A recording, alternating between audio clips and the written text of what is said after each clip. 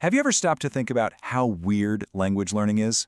I mean, your first language as a kid, it just happened. It felt as natural as breathing. But then you try to learn a new one as an adult, and suddenly it feels like you're trying to solve a Rubik's Cube in the dark. It's a fascinating puzzle, and today we're going to start putting those pieces together. Right? Think about it. Your first language, your L1, you just absorbed it from the world around you. No flashcards, no grammar drills, but a second language, an L2, that's a different story. That often means classes, textbooks, and a whole lot of very conscious effort. And that gap, that huge difference between the two experiences, is exactly where our story begins today. And believe me, that gap isn't just something you've noticed. It's a puzzle so deep and so complex that there's an entire field of study dedicated to figuring it out. We're not just talking about memorizing words. We're talking about a fundamental human process. And that field has a name, Second Language Acquisition, or just SLA for short. It's a two-parter. It's the study of how we learn languages, but it's also the actual process of learning them. And by the way, when we say second language, or L2, it could be your second, third, fourth, even your 10th language. And SLA covers pretty much every situation you can imagine. It's the kid who moves to a new country and just seems to pick up the language on the playground. It's you, maybe, slogging through a Spanish class at college. And it's also the person who moves abroad, takes formal lessons in the morning, and then tries to use what they learned to order a coffee in the afternoon. It's all the same incredible phenomenon. Okay, so with something this huge and messy, where do you even start? How do researchers get a handle on it? Well, they start by asking three very big, very fundamental questions. These are the pillars of all SLA research. First, what? What is it that a learner actually learns? It's way more than just words and grammar.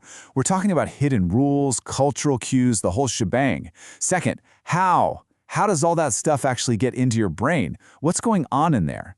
And third, the million-dollar question, why? Why do some people seem to pick it up so effortlessly, while others struggle for years and years? And here's the thing, and it's really important. There are no simple one-size-fits-all answers to any of these questions, not even close. And that's exactly what makes this field so exciting. The complexity is the point.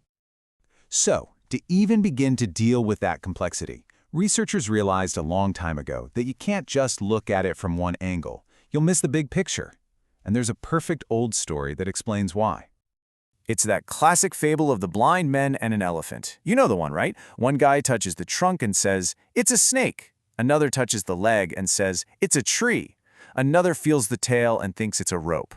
The thing is, they're all kind of right about their one little piece, but they are all completely wrong about the whole animal. Well, language acquisition, it's the elephant. For example, a linguist, they're focused on the elephant's skeleton. They're looking at the structure of the language itself, its grammar, its sounds. They're fascinated by the difference between what a learner secretly knows deep down, their competence, and what they can actually produce when they're put on the spot, their performance. Then you've got the psychologist. They're trying to figure out the elephant's brain. They want to know about the mental machinery, the cognitive nuts and bolts. How does memory work? What's happening in your head when you're trying to build a sentence in a new language? The sociolinguist, on the other hand, is watching how the elephant interacts with its herd. They focus on the fact that we use language differently depending on who we're talking to. It's not just about being grammatically perfect, it's about being socially appropriate. You know, not sounding like a robot or a textbook. That's called communicative competence. And finally, the social psychologist is interested in the elephant's feelings and its place in the world. They look at things like your motivation, your attitude towards the culture, your identity. All these social and emotional factors can have a massive impact on whether you succeed or fail. So you see, no single perspective gets it right. To truly get what's happening when someone learns a new language, you have to combine all these views. You have to step back and see the whole elephant.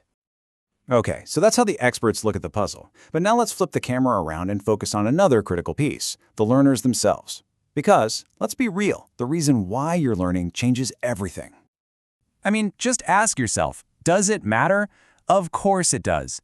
Learning French to pass a final exam is a totally different universe from learning it because you've moved to Paris and you need to figure out how to buy groceries and make friends just to survive.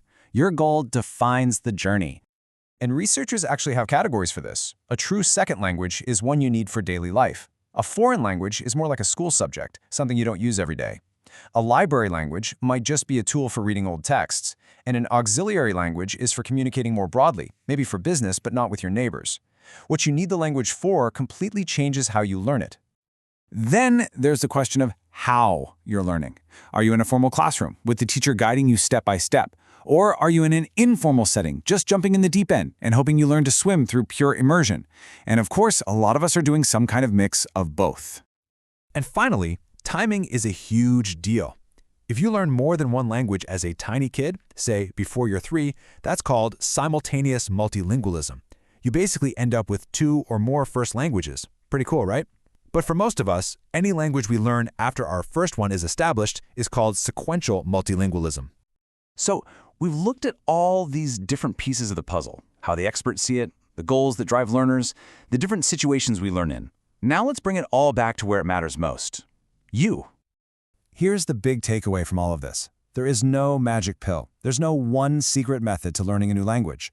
Real, lasting success is always a complex mix of all the things we talked about.